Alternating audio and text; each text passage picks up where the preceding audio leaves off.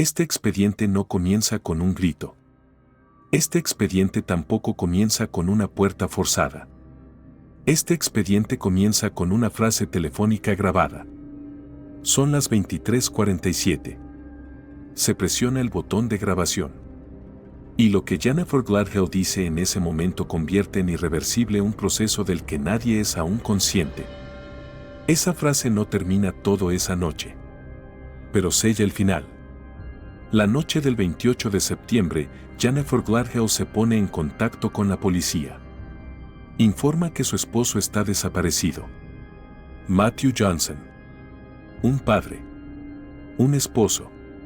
Un hombre que vivía en Utah, con pasado militar. A primera vista, se trata de un reporte ordinario. Un esposo desaparecido. Una llamada preocupada. Una comunicación realizada a altas horas de la noche. Pero en algunos expedientes, la cuestión principal no es lo que se dice, sino cuando se dice. Yo soy el detective Álvarez. A lo largo de los años he aprendido lo siguiente. Si un reporte llega demasiado tarde, la mayoría de las veces algo ya ha ocurrido. Jennifer y Matthew, vistos desde afuera, ofrecían una imagen perfecta. Una casa de millones de dólares en Cottonwood Heights. 3 hijos. Una vida ordenada. Matthew había servido en una unidad de élite de la Guardia Nacional de Utah. Era disciplinado. Confiable. Sus amigos lo describían como el hombre que siempre tenía las respuestas. Jennifer, en cambio, era conocida en su entorno como una persona tranquila, dedicada a su hogar, atenta a sus hijos, alguien que desempeñaba bien el papel de esposa de militar. En este tipo de expedientes, lo primero que se construye suele ser una imagen. Y cuanto más pulida es esa imagen, más tarde se detectan las grietas que hay debajo. Pero en este matrimonio, las grietas eran recientes. Y no estaban ocultas. Al revisar los registros judiciales, se observa un proceso de deterioro que comenzó meses atrás. En julio se habló de la posibilidad de divorcio. En agosto, Jennifer solicita una orden de protección temporal contra Matthew. Este es un punto crítico en el expediente, porque en algunas relaciones, los pasos legales quedan muy por detrás del proceso emocional. El tribunal examina la solicitud, los videos presentados, los mensajes, las conductas, y el juez llega a una conclusión inusual. Las pruebas presentadas por Jennifer no muestran que ella se encontrara en una posición de miedo. Por el contrario, existe un cuadro igualmente firme, igualmente confrontacional. Los mensajes son despectivos, las palabras opresivas, los tonos provocadores. Y pocos días después, la orden de protección es rechazada. La nota que el juez deja en el expediente resulta inquietante cuando se la observa en retrospectiva. Este matrimonio había perdido su funcionalidad desde hacía tiempo. Y antes de llegar a este punto, debió haberse tomado otro camino. Pero algunas decisiones solo adquieren sentido cuando se toman demasiado tarde. Durante este proceso, el comportamiento de Matthew comienza a cambiar. Habla más con sus amigos. Comparte sus preocupaciones. Incluso hay noches en las que decide no quedarse en casa. En ocasiones duerme en una instalación militar. Esto no es una elección ordinaria. Es el comportamiento de alguien que no se siente seguro. Una de las últimas frases que le dice a un amigo cercano es la siguiente: este matrimonio debe terminar. Ya no puedo continuar. Pero Matthew no sabe que lo que no podrá continuar no es solo el matrimonio. Porque en ese momento hay otra persona en la vida de Jennifer. Y esa relación no es una escapatoria temporal. Es un vínculo central. Uno que moldea las decisiones. En los expedientes, a esto lo llamamos una segunda vida. Y las segundas vidas ponen en peligro a la primera. Al entrar septiembre, el tiempo comienza a estrecharse. Las decisiones se aceleran. Los movimientos se vuelven claros. Y la noche del 20 de septiembre, una velada que desde afuera parece ordinaria, en el interior se acerca a una línea sin retorno. Lo ocurrido esa noche aún no se expone abiertamente en este expediente. Pero sabemos lo siguiente. La mañana del 21 de septiembre, Matthew Johnson ya no está con vida. Y pocos días después, Jennifer Gledhill toma el teléfono. Se presenta el reporte de desaparición. Pero en algunos expedientes, el reporte no es un comienzo, sino un resultado. Y este expediente comienza exactamente allí. Porque la verdadera pregunta es esta. Cuando Jennifer Gledhill levantó el teléfono, ¿qué creía realmente saber? En algunos expedientes, el peligro no llega con estruendo. Se aproxima lentamente. Se esconde entre las decisiones. Y muchas veces aparece justo después de un proceso que parece oficialmente cerrado. En el expediente de Jennifer Gledhill ocurrió exactamente eso. Cuando la orden de protección fue rechazada, el expediente quedó cerrado sobre el papel. El tribunal no encontró delito en el matrimonio. No se determinó violencia. Desde el punto de vista legal, todos podían seguir adelante. Pero en los expedientes, el alivio legal no equivale al alivio psicológico. Yo, el detective Álvarez, puedo decirlo con claridad. Cuando una solicitud es rechazada, algunas personas se repliegan, otras aceleran. Jennifer pertenecía al segundo grupo.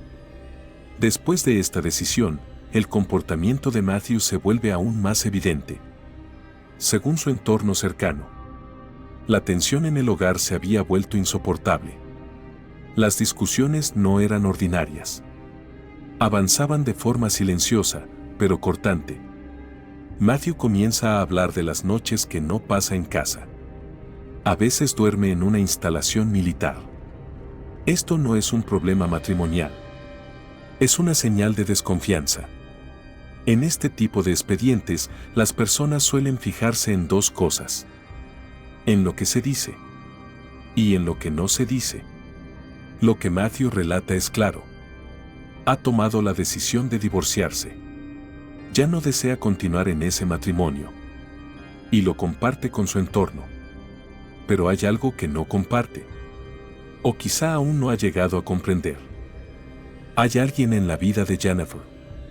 Esta relación no es superficial. Es planificada, intensa, y ocupa el centro emocional. En los expedientes, este tipo de relaciones se consideran una huida. Pero a veces no se trata de huir, sino de sustituir. Una vida reemplaza a otra. A mediados de septiembre, el calendario se acelera. Los acontecimientos se intensifican. Y el expediente se acerca a una línea sin retorno. El 19 de septiembre, Jennifer le muestra algo a su amante. Un arma cargada. Una Glock 19 de octubre. A primera vista, esto puede parecer ordinario. Muchas familias militares poseen armas. Pero en los expedientes, lo importante no es el objeto, sino el momento. El arma se muestra. 2 días después, Matthew ya no está con vida. Esto no es una prueba, pero proyecta una sombra pesada sobre el expediente.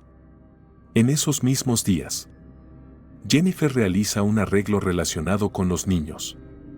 Los 3 hijos son enviados con los abuelos, justo antes de los hechos.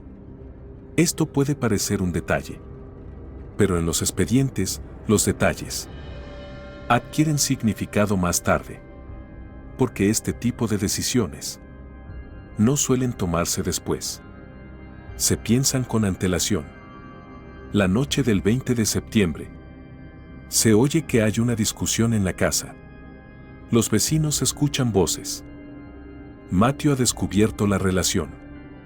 Hay una confrontación. Problemas acumulados durante años salen a la superficie por primera vez. Es un momento de explosión. Pero en los expedientes, las explosiones no siempre son físicas. A veces, simplemente se toma una decisión. Y esa decisión se toma en las horas avanzadas de la noche. Hacia la madrugada del 21 de septiembre, Matthew está en la cama. Es vulnerable. Está dormido. Lo que ocurre después nunca llega a silenciarse por completo en este expediente. Pero sabemos lo siguiente. Matthew Johnson no despierta esa mañana. Durante varios días, nadie presenta un reporte oficial. El tiempo pasa. Se limpia la casa. Algunos objetos son reemplazados. Mientras tanto, el amante de Jennifer comienza a sentirse perturbado por lo que escucha. Las palabras no son ordinarias. El tono es relajado. Los detalles son excesivos. Y algunas frases se pronuncian antes de lo que correspondería. Jennifer se refiere a Matthew en pasado, cuando aún nadie sabe que ha muerto. Esto produce una ruptura grave en el expediente. Porque cuando las personas hablan de alguien desaparecido, utilizan el lenguaje de la esperanza. Aquí no hay esperanza. Y es en este punto donde el expediente entra en una nueva fase. Ya no se trata solo de un matrimonio. Tampoco solo de una desaparición. El expediente avanza, de forma silenciosa pero decidida, hacia otra dirección. Porque en algunas historias, el verdadero delito no se esconde en el momento del acto, sino en las decisiones tomadas antes. Y en el expediente de Jennifer Gladhill, las decisiones ya han sido tomadas. En los expedientes hay momentos que en los registros oficiales parecen pequeños, pero en realidad cambian la dirección. Las conversaciones de Jennifer con su amante son exactamente de ese tipo. Al principio, estas conversaciones no son una confesión. Tampoco son un plan. Pero transmiten una sensación de alivio. Jennifer da detalles. Demasiados. Cuenta cosas que no se le preguntan. No habla de cómo lo hizo, sino de cómo no se sintió. Este tipo de relatos llama la atención en los expedientes. Porque después de un hecho traumático, las personas o guardan silencio o hablan de forma desordenada. Aquí, en cambio, hay control. Al hablar de Matthew, Jennifer muestra una desconexión emocional. No lo describe como un esposo, sino como un obstáculo. Esto no es una defensa construida más tarde. Es un lenguaje formado inmediatamente después del hecho. Y el detalle más inquietante es este. Cuando se producen estas conversaciones, Matthew aún no ha sido reportado oficialmente como desaparecido. Esto crea una grave incongruencia temporal en el expediente. Al analizar el comportamiento de Jennifer en esos días, no se detectan signos de pánico. No hay prisa. No hay urgencia. No hay pedidos de ayuda. En su lugar, hay un flujo controlado. Se limpia la casa. Se renuevan algunos objetos. Se cambia el colchón. Este tipo de acciones son poco comunes en los casos de desaparición. Pero en los expedientes, lo poco común suele señalar la dirección. El entorno de Jennifer no cuestiona inicialmente estas conductas, porque la narrativa es clara. Matthew se fue por decisión propia. Pero bajo esa narrativa comienzan a formarse pequeñas grietas. Su amante se siente perturbado por lo que oye. Reconsidera algunas frases y se da cuenta de que la historia contada se ha construido antes de tiempo. Esta inquietud Marca un umbral crítico en el expediente. Porque algunos expedientes solo se resuelven cuando alguien se da cuenta de que está escuchando. Y en el expediente de Jennifer Gladhill, alguien ya no solo escucha, ha comenzado a grabar. En algunos expedientes, el punto de quiebre no llega con ruido, no con un grito, no con una huida, no con pánico. Llega en silencio, llega preparado. Y al mirar hacia atrás, se comprende que todo ya se dirigía hacia ese punto. En el expediente de Jennifer Gladhill, la ruptura no ocurre en una sola noche. Pero esa noche es el momento en que todo se vuelve irreversible. La noche del 20 de septiembre. Hay una discusión en la casa. Los vecinos dicen haber escuchado voces. No es una discusión matrimonial ordinaria. Una tensión acumulada durante mucho tiempo sale por primera vez a la superficie. Matthew descubre la verdad. La relación. Las mentiras. La doble vida. En estos momentos, los expedientes se dividen en dos. Algunas personas enfrentan la situación. Otras se retiran. Otras intentan tomar el control absoluto. No queda del todo claro quiénes estaban en la casa esa noche. Dónde se encontraba cada uno. Qué se escuchó exactamente. Pero sabemos algo con certeza. Los niños no estaban en la casa. Este detalle, al principio puede parecer insignificante. Pero en los expedientes, una casa sin niños se interpreta de manera diferente. La noche avanza. La discusión termina. La casa queda en silencio.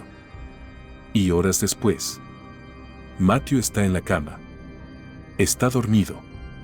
Está indefenso. A partir de aquí, lo que ocurre se basa en el relato de Jennifer. Pero su relato coincide con las pruebas obtenidas posteriormente. Matthew es asesinado con su propia arma, de un disparo en la cabeza. No es un acto impulsivo. No es el resultado de una pelea. Es un momento controlado. En los expedientes, este tipo de hechos se clasifican como corta distancia, con preparación. Pero la cuestión central no es el disparo. La cuestión central es lo que ocurre después. Jennifer no entra en pánico. No llama a la policía. No pide ayuda a los vecinos. En su lugar, realiza una serie de acciones. El cuerpo de Matthew es colocado en un contenedor de almacenamiento dentro de la casa.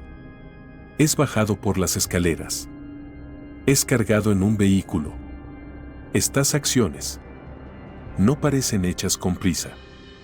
Son planificadas, silenciosas, y llevan tiempo. El teléfono de Matthew es destruido.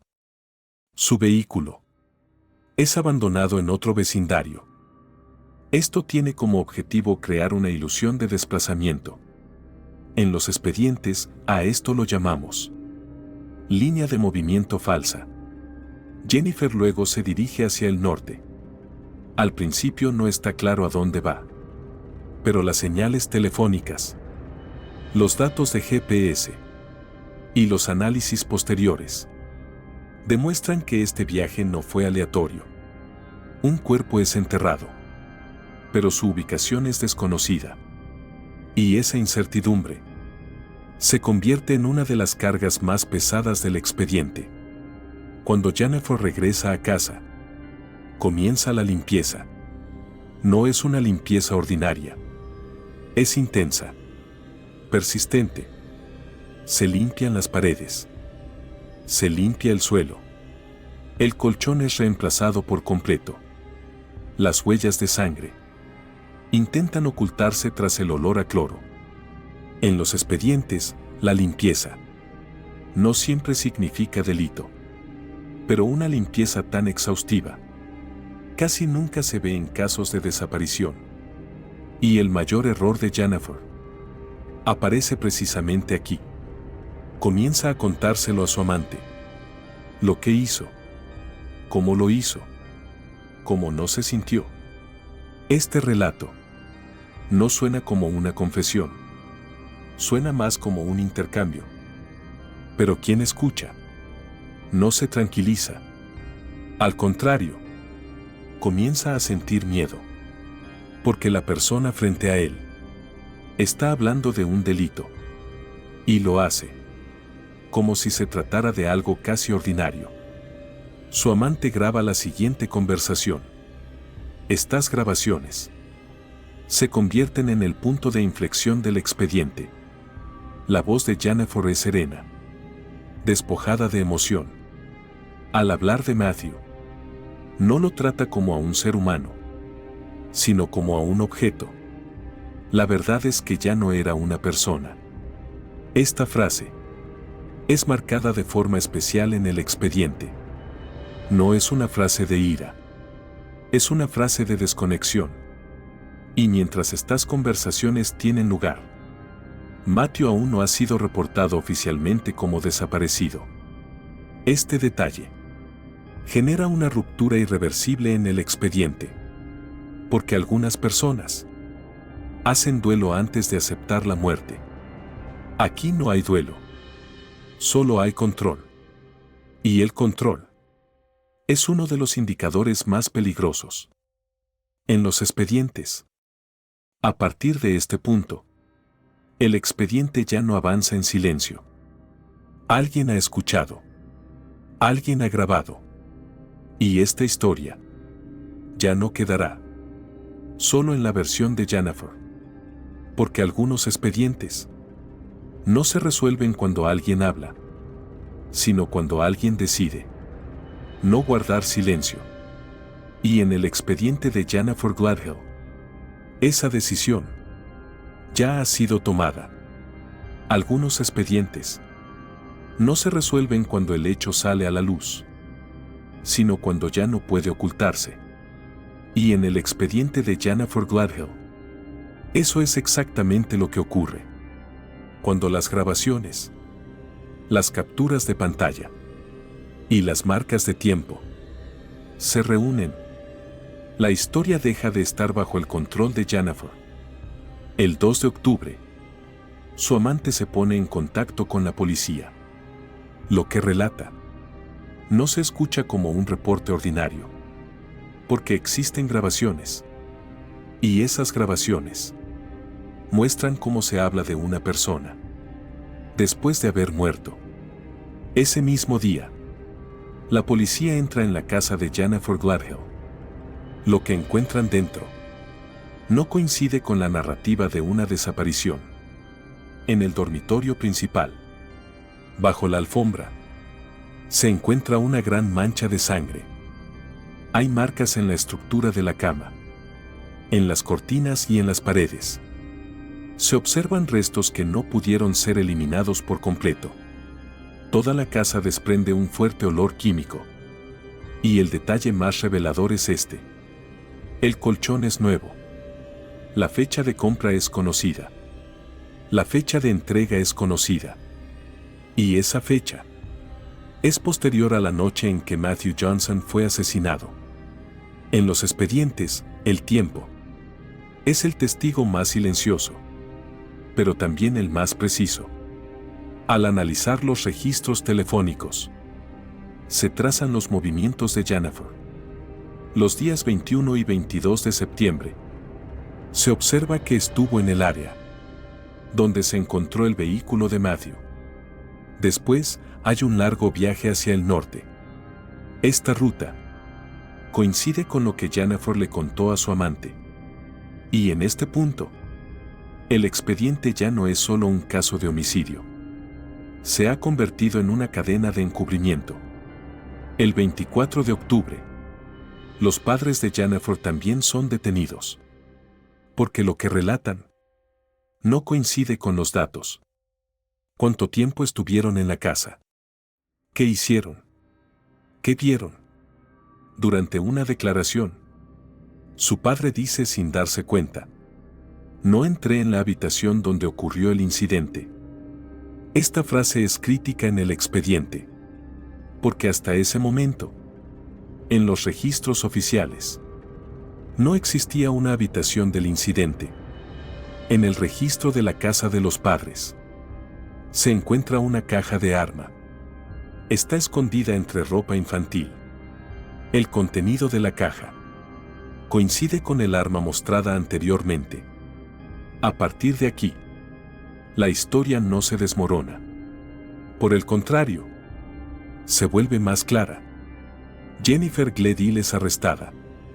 Homicidio en primer grado. Obstrucción de la justicia. Destrucción de pruebas. Profanación de un cuerpo humano.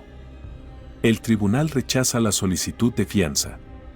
Los fiscales sostienen que Jennifer representa un riesgo para la sociedad. Porque Jennifer le dijo a su amante lo siguiente: si es necesario, me disparo antes de ir a prisión. Esto no es solo una frase en el expediente. Es un indicador de mentalidad. Pero la parte más pesada de este expediente no se encuentra en la sala del tribunal. A pesar de que han pasado meses, el cuerpo de Matthew Johnson no ha sido encontrado. Las búsquedas continúan. Sus compañeros militares se unen. Participan voluntarios. Más de 70 personas siguen buscándolo en el norte de Utah. Pero un padre aún no ha regresado a casa. Los hijos de Matthew han perdido a ambos padres al mismo tiempo. Uno en la tierra, otro en prisión. Y es aquí donde este expediente adquiere otro peso. Yo, el detective Álvarez, sé esto. Algunos delitos se cometen por ira, otros por miedo, pero algunos se cometen porque alguien elige el camino más fácil. En el expediente de Jennifer Gledhill, la motivación alegada es clara: no querer divorciarse, no querer compartir, no querer perder el control. Pero ningún plan puede cargar el peso de la verdad para siempre.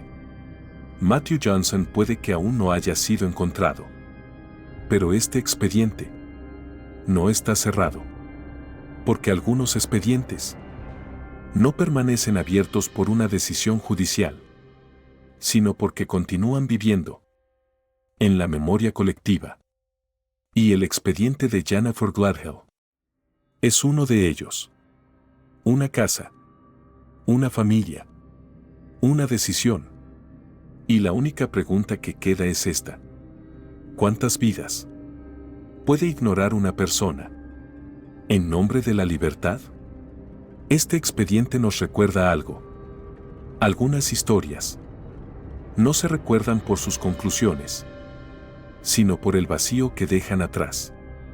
Y la ausencia de Matthew Johnson permanecerá en este expediente como un vacío que nunca podrá llenarse.